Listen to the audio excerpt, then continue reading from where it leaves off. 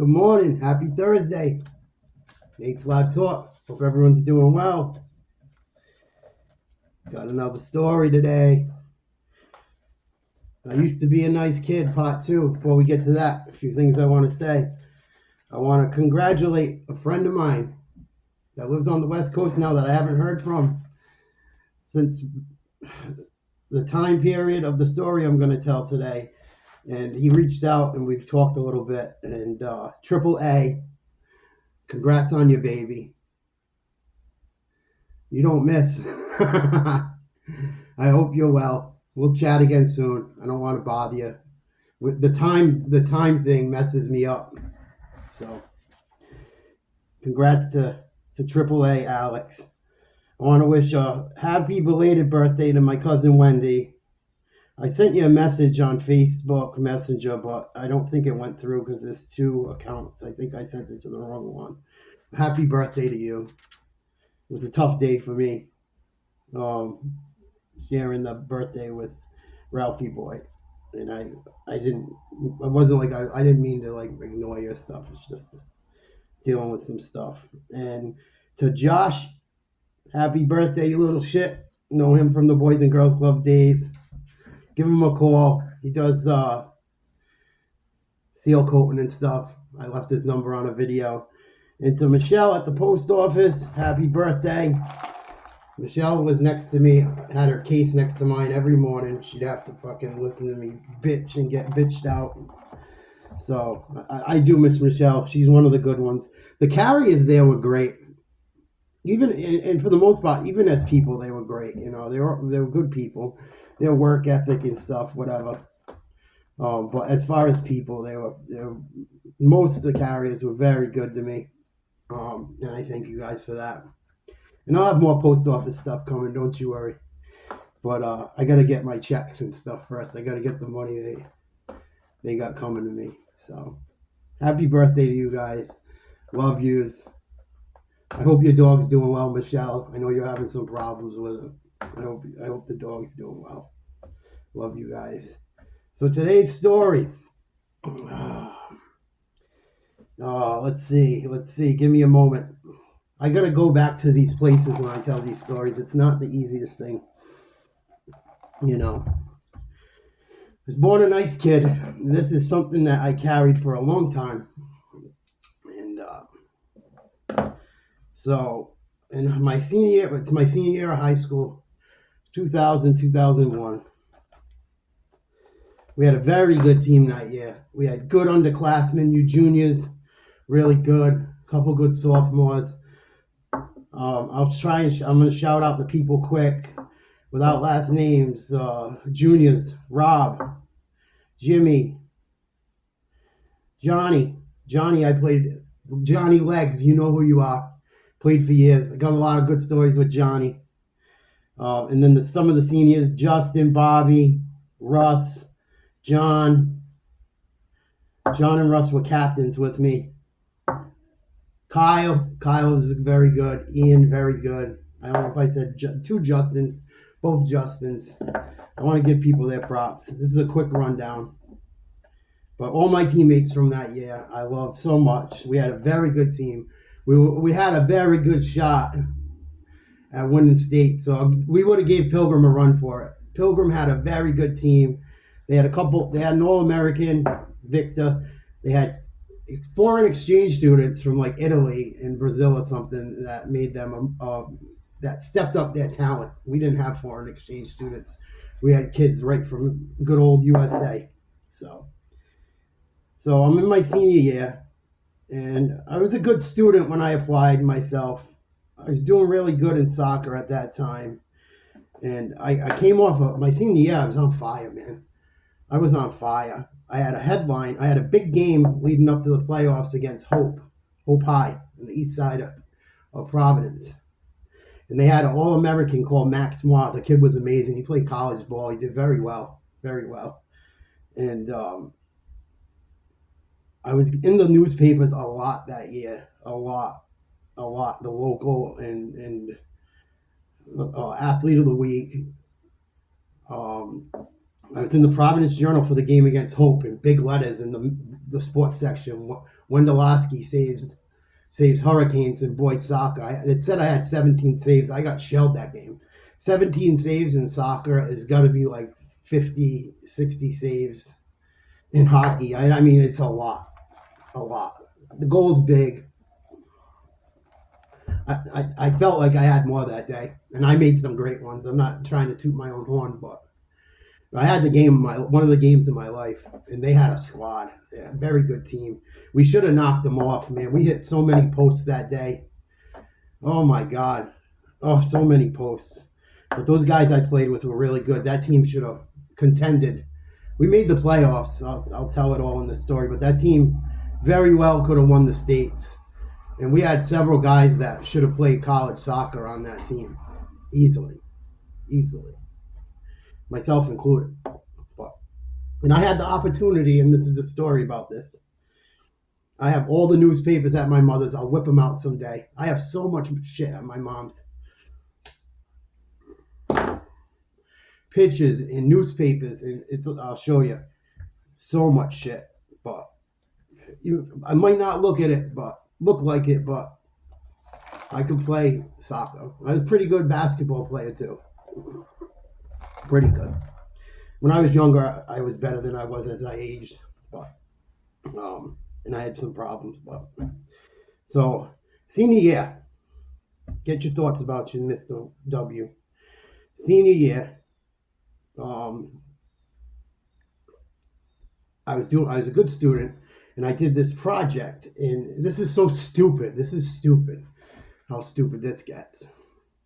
There's a senior project and home economics foods class.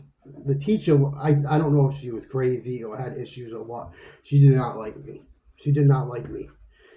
And it's part of this story. This is kind of a long one, but it has to be told so for teachers and students and for myself, I guess, too. I do this project. They do a social experiment, and it was in the newspaper, and they quoted me in it. And you can look it up on Google. It's hard to find, but I'll try and look for it and send the link.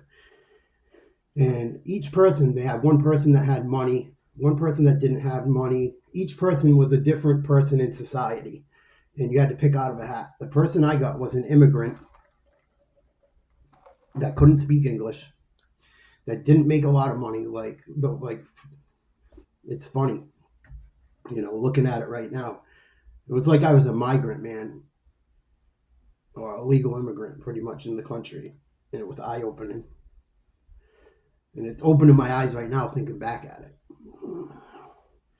So, and in this social experiment, you have to find your way to make enough money for the week, get enough food. Like, you have to make your way through life was the experiment. And I made my way through life, but the teacher got so mad at me, and because I stole. In the experiment, I stole and I robbed money from people when they weren't it was fake, but I made my way and we made it through. And they interviewed me and I told them about it. And the teacher was very mad about it, but it was highlighted in the journal how I made my way. Probably showing how it's tough for non people not from this country to make it.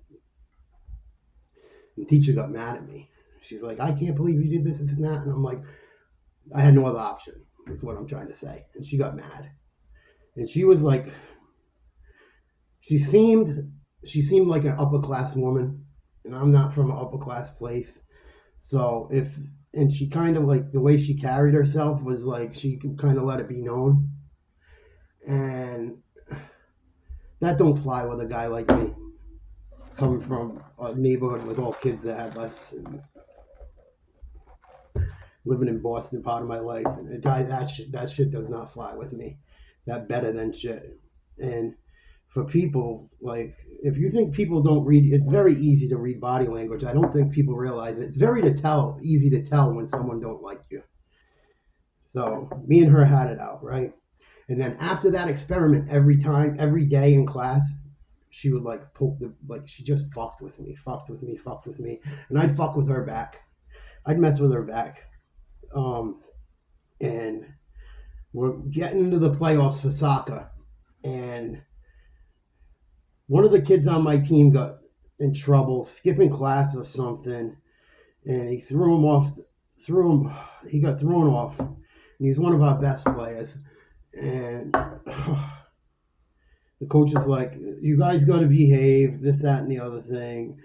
Um, and he threw him off, and he's like, "You guys can't be getting in trouble. Anyone else gets in trouble. Can't play in the playoffs. You're done." So we're leading up to the playoffs. Leading up to the playoffs, I was getting a couple letters here and there from colleges: Keene State, UMass, Dartmouth, CCRI.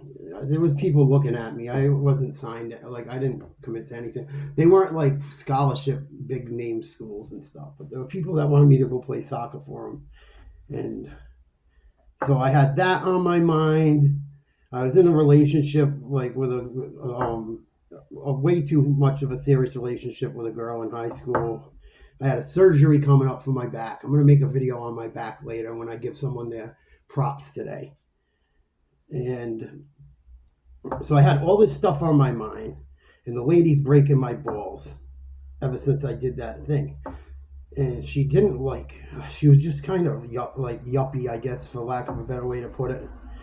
She just didn't like me. I know she didn't like me, especially after that. And I was a good student. I was a good student when I applied myself, national honor roll, all that stuff. And she pulls me outside of the class and she's like, "Carry yourself with some class and dignity. I can't believe you robbed this, that, and the other thing." She goes, "Is that what you're gonna do throughout life?" And I was smoking weed and drinking in high school. Way too much. And I'm sure I tried to be cool sometimes and talk back and shit like that. You know what I mean? Teenage stuff.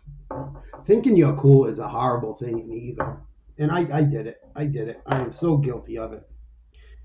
And she comes up to me and she goes, "I know you think you're Mr. Big Shot because your name's in the newspapers. And your name's in the newspapers for doing bad things in an experiment we did."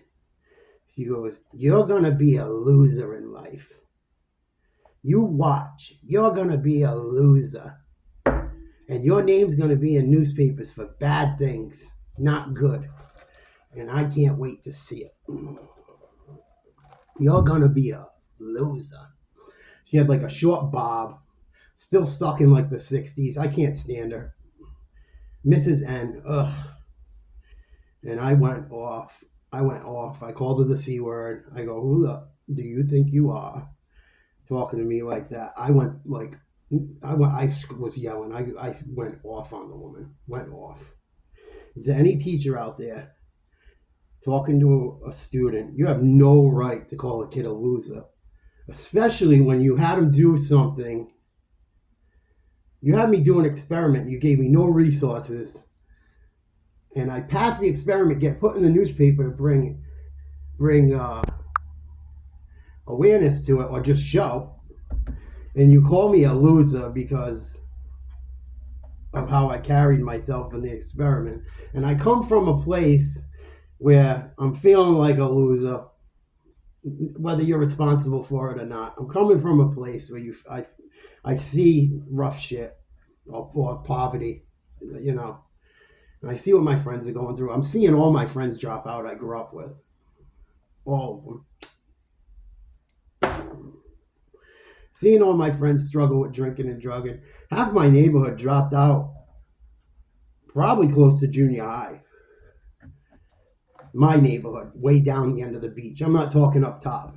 Up top of the beach is completely different than down bottom. I had friends that couldn't stay out in my part of the beach when the street lights came on, or friends of mine, 3, 4 o'clock, they had to be back up at their house in the neighborhood. So that don't tell you, I don't know what does. So I go ballistic. I call her the C word. I was mad, and I'm so stressed out. I had a surgery coming up. More skin grafts and stuff, and it went horribly wrong. It's one of the ones that went horribly wrong. Go figure. And I don't know if she had it out for me, whatever. And I was stressed out from the dysfunction in my family. And I just went off and I called her the C word. And I walked right to Mr. Bowden's office. I don't know if he's alive anymore. I fear that he isn't. He was great. Mr. Bowden, if God rest your soul if you're not alive, you were awesome. And he tried to fight for me.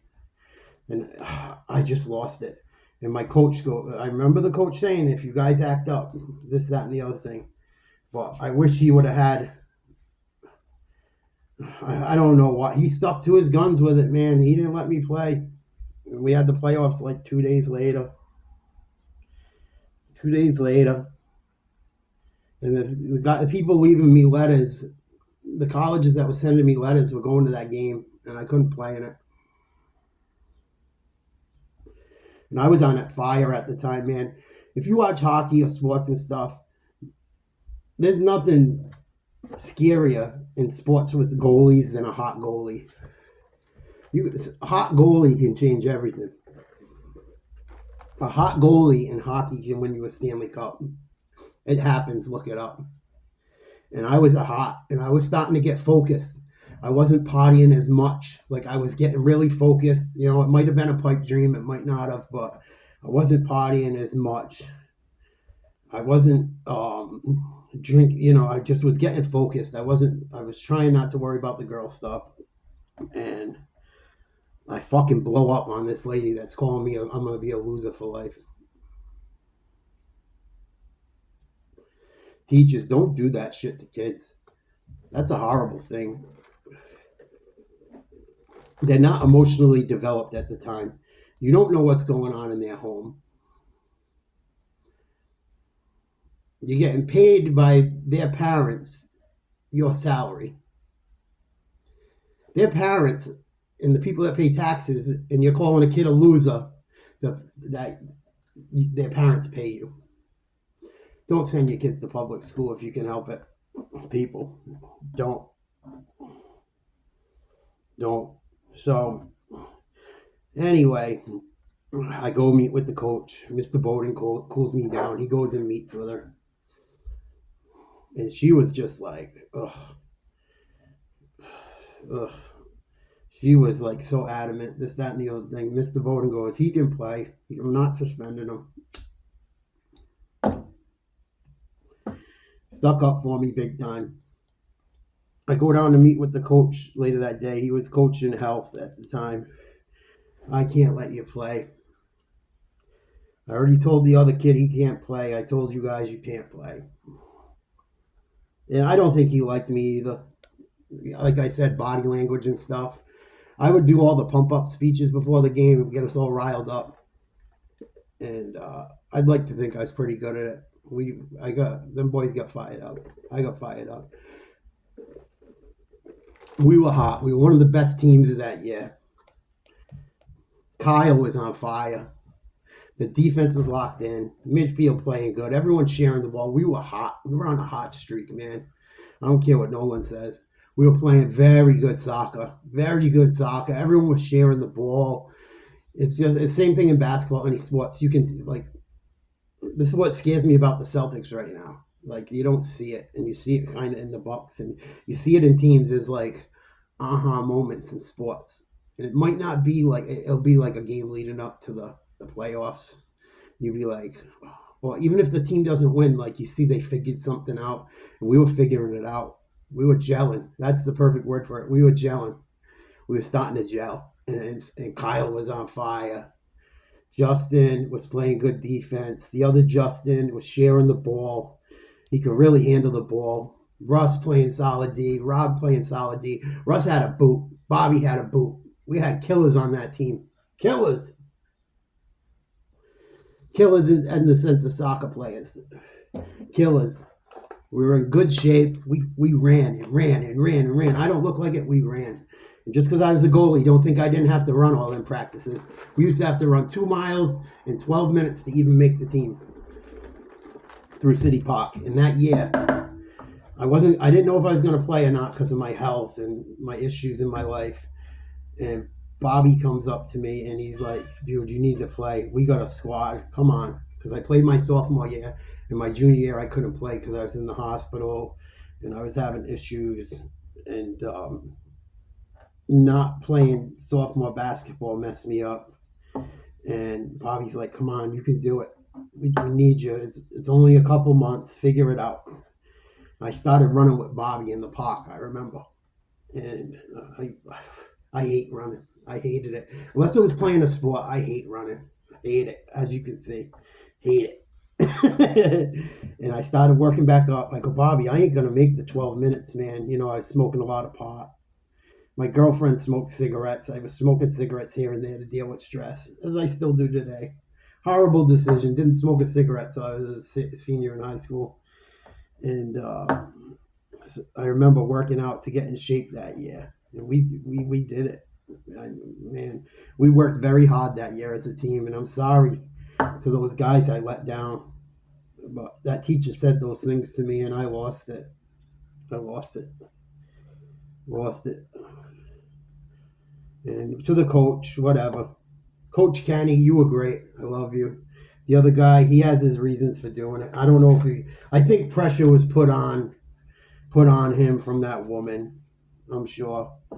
And he already told someone else they got thrown off the team that they couldn't play, but we were really gelling. And the person that got thrown off the team was playing really good soccer at the time. I'm sure he was going through stuff at home that you guys didn't give a fuck about. You know? That's why we got to care for each other. This is why we have to care for each other and know what these kids are going through. Know what if you're a coach or a teacher, don't think that kid's just a prick because he wants to be a prick. It's much deeper, I'm sure. Much, much deeper. So, the playoff game, they go up to Shea. I went still. He let me ride on the... I was a captain of the team. I tried to be a good teammate. I go to the game. I see the guys sitting up in the stands and they're just like shaking their heads, and that from the schools shaking their heads. And I talked to them on the phone and I told them what happened. I was trying to play and they wouldn't let me. And they went there to still check because there was other people they were checking out. Shea had a good team too. We ended up losing to Shea 1-0 or 2-1, and we got bounced first round. You know, and the kid that played goal was young. He did a decent job. He did good. But the one he gave up, I don't think I would have gave up. It's all in the past now, but this is a story. I wanted to apologize to my teammates, and I wanted to bring awareness to teachers and parents and coaches that you don't know what the kids are going through, and you don't know what that teacher said to them. Sometimes you need to believe a child when they tell you. I know I could be an asshole and this and that, but that woman said that to me. I should say her name.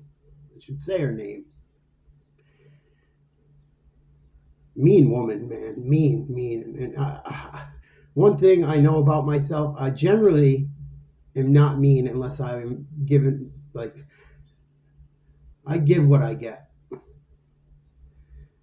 I've always been that way. I give what I get. And if I get bad, I give way worse. So it's a horrible, I don't know if it's a bad character trait or not, but what I got, I gave. And we lost the game. All done. I ended up going to the banquet. They had a big soccer banquet. I think they had the girls' team on it. And that day they tell me, and after it happened, I fell apart. I was already drinking and smoking and shit. After that happened, I was fucking whatever. And they had the All-Star game for the state, and I don't know if Connecticut played in it, but they had an All-Star game for the best players in at least Rhode Island. I think a couple other states. It was a showcase, and he didn't tell me until the day of it. Like, didn't tell me that I was in the game until that day, and the game was the day that he told me at the banquet. Like, that's why you guys stay focused. Even if someone's in a position like I was in and you're getting some bullshit, don't fucking fall apart like I did. Don't do it. stay focused. Stay focused, because look, I had a second chance and I wasn't prepared for it. And he told me the day of the banquet that there's an all-star game that night if you want to go play in it. And it was too late. And I'm not stupid. You knew there was an all-star game long before then. You could have told me. No one told me a fucking thing until the day of it.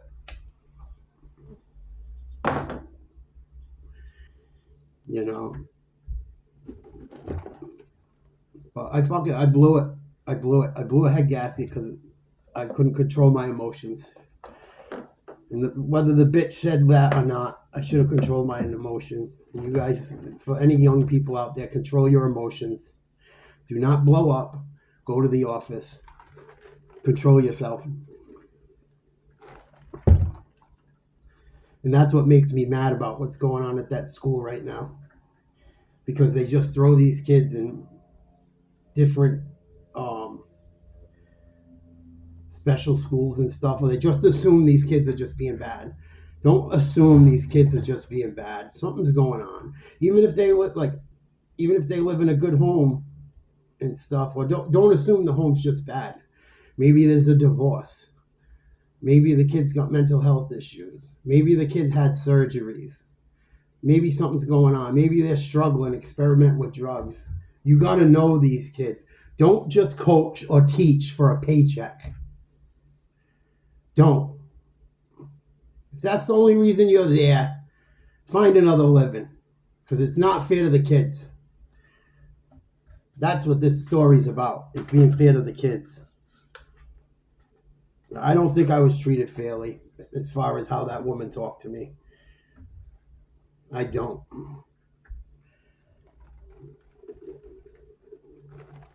I have no love for her. I don't. And I'm sorry to my teammates for that. And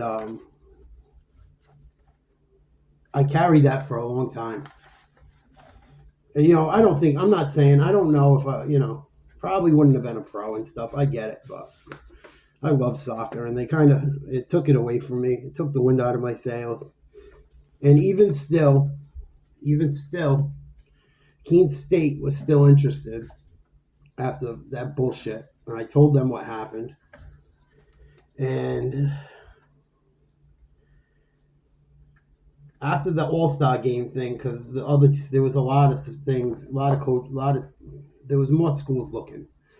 And there was a lot of schools that would be looking at that showcase, that All-Star game, that I didn't go to because I just fucking had it. And Keene State still gave me a chance, and I blew it. Because I was just so in a bad spot in my head. And my parents got really mad at me for that, all that stuff and the stuff I told you about. So it affected my home even more. And, it sucks. It sucks. And that's a story. Take a lesson from it. I love you guys. Mr. Bowden, you were awesome. Awesome, awesome. Coach Kenny, you were awesome. The other coach, I knew Coach Kenny was there because he loved us, not for the money. The other coach, I don't know. You're lucky I don't say names. I'm not going to say names. It doesn't matter anymore. And the teacher, it doesn't matter anymore. She was older. I don't think she's even here anymore. But watch who you got teaching your kids. Teachers, don't just assume your kids just being an a-hole to be an a-hole. Coaches, look into stuff. Be reasonable. And this is one of the reasons I wonder if, Malcolm Butler got benched, and it cost the Patriots that Super Bowl against the Eagles, I think. And that's why I'm not a Bill Belichick fan. I don't know what Malcolm Butler did and stuff, but Malcolm Butler saved your butt in the Super Bowl before. Or one of them, the Seattle Super Bowl. Malcolm Butler saved your ass, and this is how you do him. So I don't know what he did, this and that. I don't know that story, but there were a lot of games I bailed that team out of, especially that Hope game. And we're a team. We all did stuff. I had people bail me out too. I'm not saying that, but maybe Malcolm Butler was going through some stuff. And that's why I think it was Brady more than Belichick. I don't know. It's a story. I love you guys. I love my teammates, all of you. I hope you're all doing well. I see some of you on Facebook. Sorry I let you down, but that lady just said something I couldn't handle. And I was a loser for a long time, if that makes her feel better. Not a loser anymore. Not a loser anymore. That's all that matters, right? All that matters is I'm not a loser anymore. So, take something from this story. Have a great day. I'm going to give roses this afternoon, or props, to a great teacher. And I'm going to show you guys my surgeries, so you can finally understand some of the stuff I went through in trauma. It will probably be very eye-opening for people. And I'm not using it as an excuse, but it affects people, things like that. I love you guys. Have a great day. See who gets their props later. Holla at me. 10 seconds. Think of a song. 10 seconds. Think of a song. 10 seconds. Think of a song.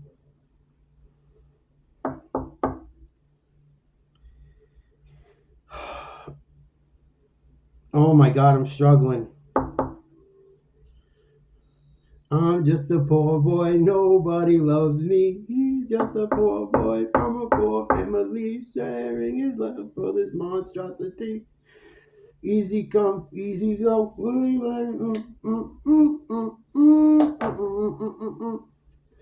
Let it go. Let it go. Love you guys.